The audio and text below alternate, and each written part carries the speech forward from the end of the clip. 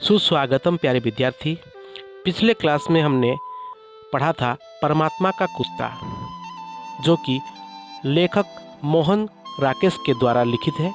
तो इस कहानी को हमने पिछले क्लास में शुरू किया था, तो आज इस कहानी को हम आगे बढ़ाते हैं। पिछली क्लास में हमने पढ़ा था कि एक बेबस इंसान अपने ज़मीन के लिए सरकारी कार्यालय में आया हुआ है और उस समय सरकारी कार्यालय का माहौल हम लोगों ने विस्तार से पढ़ा था। तो माहौल के बारे में, तो उस समय सरकारी कार्यालय में कार्य करते सारे कर्मचारी जो हैं, जो अफसर लोग हैं, वे आपस में जो शेरो शायरी कर रहे थे और हंसी मजाक कर रहे थे। तभी एक फरमाइशी कह लगा, जिसे सी सी की आवाज़ों ने बीच में ही दबा लिया। कह पर लगाई गई इस ब्रेक का मतलब था कि कमिश्नर साहब अपने कमरे में तशरीफ़ ले आए हैं। मतलब इस मजाक के बीच कमिश्नर साहब ऑफिस में दाखिल होते हैं और जो है सब लोग चुप हो जाते हैं। कुछ देर का वक्फा रहा, जिसमें सुरजीत सिंह वल्द गुरमीत सिंह की फाइल एक मेज से एक्शन के लिए दूसरी मेज पर पहुंच गई। सुरजीत सिंह वल्द गुरमीत सिंह मुस्कुराता हुआ हॉल से बाहर चला गया। ये कोई नसीब वाला इंसान था जिसका काम बन गया था और वो कार्यालय से मुस्कुराता हुआ बाहर चला जाता है। और जिस बाबू की मेज से फाइल गई थी, वो 5 रुपए के नोट को सहलाता हुआ चाय पीने वालों के जमघट में आ शामिल हुआ। अजीत साहब अब आवाज़ जरा धीमी करके गज़ल का अगला शेर सुनाने लगे। मतलब फिर से गज़ल वाला माहौल बन गया। फिर आगे साहब के कमरे में घंटी हुई। चपरासी मुस्तैदी से उठकर अंदर गया और उसी मुस्तैदी से वापस आकर फिर अपने स्टूल पर बैठ गया।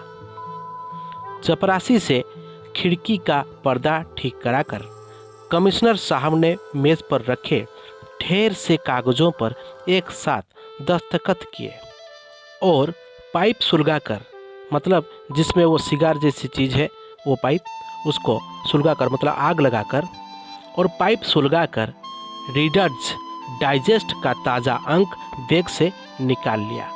मतलब पढ़ने के लिए एक किताब निकालते हैं। लेटिसिया वाल्ड्रिज का लेख कि उसे इतालवी मर्दों से क्यों प्यार है, वे पढ़ चुके थे और लेखों में हृदय की शल्य चिकित्सा के संबंध में J.D. रेडक्लिफ का लेख उन्होंने सबसे पहले पढ़ने के लिए चुन रखा था। पृष्ठ 111 खोलकर वे हृदय के नए ऑपरेशन का ब्यौरा पढ़ने लगे। तभी बाहर से कुछ शोर सुनाई देने लगा। कंपाउंड में पेड़ के नीचे बिखर कर बैठे लोगों में 4 नए चेहरे आ शामिल हुए थे। इन 4 लोगों में से एक अधेड़ आदमी था, जिसने अपनी पगड़ी जमीन पर बिछा ली थी और हाथ पीछे करके तथा टांगे फैलाकर उस पर बैठ गया था। पगड़ी के सिरे की तरफ उससे जरा बड़ी उम्र की एक स्त्री और एक जवान लड़की बैठी थी। ये 4 लोग एक ही परिवार के सदस्य थे और इन चारों में से एक था इस परमात्मा का कुत्ता कहानी का नायक। और उनके पास खड़ा एक दुबला सा लड़का आसपास की हर चीज को घूरती नज़र से देख रहा था। अधेड़ मर्द की फैली हुई टांगे धीरे धीरे पूरी खुल गई थीं और आवाज़ इतनी ऊंची हो गई थी कि कंपाउंड के बाहर से भी बहुत से लोगों का ध्यान उसकी तरफ खींच गया था। वो बोलता हुआ साथ अपने घुटने पर हाथ मार रहा था। मतलब वो चिल्लाने लगा था, सरकार वक्त ले रही है। 10-5 साल में सरकार फैसला करेगी कि अर्जी मंजूर होनी चाहिए या नहीं। सालों, यमराज भी तो हमारा वक्त गिन रहा है। उधर वो वक्त पूरा होगा और इधर तुमसे पता चलेगा कि हमारी अर्जी मंजूर हो गई है। वो अधड़ आदमी इस तरह सरकारी कार्यालय के सामने जोर जोर से चिल्ला रहा था।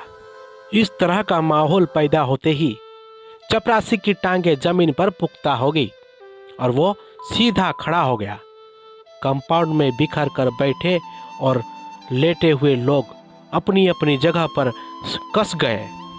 कई लोग उस पेड़ के पास आ जमा हुए। मतलब सरकारी कंपाउंड का माहौल बदल रहा था। इस कहानी के नायक ने सरकारी कार्यालय में 2 साल से अपनी जमीन के सिलसिले में कोई अर्जी दे रखी थी। कहता है 2 साल से अर्जी दे रखी है कि सालों जमीन के नाम पर तुमने मुझे जो गड्ढा अलर्ट कर दिया है उसकी जगह कोई दूसरी जमीन दो। मगर 2 साल से अर्जी यहाँ के 2 कमरे ही पार नहीं कर पाई।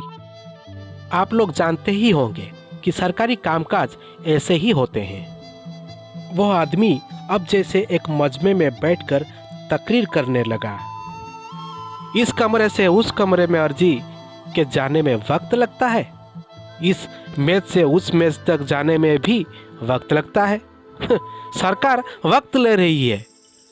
अब वो आदमी चिल्ला चिल्ला कर कह रहा था, लो मैं आ गया हूँ, आज यहीं पर अपना सारा घर बार लेकर ले लो, जितना वक्त तुम्हें लेना है ले लो।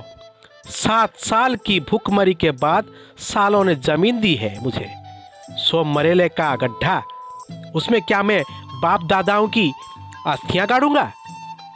अर्जी दी थी कि मुझे 100 मरेले की जगह 50 मरेले दे दो, लेकिन जमीन तो दो। मगर अर्जी तो 2 साल से वक्त ले रही है। मैं भूखा मर रहा हूँ और अर्जी वक्त ले रही है। सरकारी कंपाउंड में चिल्ला चिल्ला कर बोल रहा था। तो प्यारे विद्यार्थी, परमात्मा का कुत्ता कहानी को यहीं पर छोड़ते हैं। आगे का हम अगले क्लास में पढ़ेंगे। तब तक के लिए हमें इजाज़त दीजिए। धन्यवाद।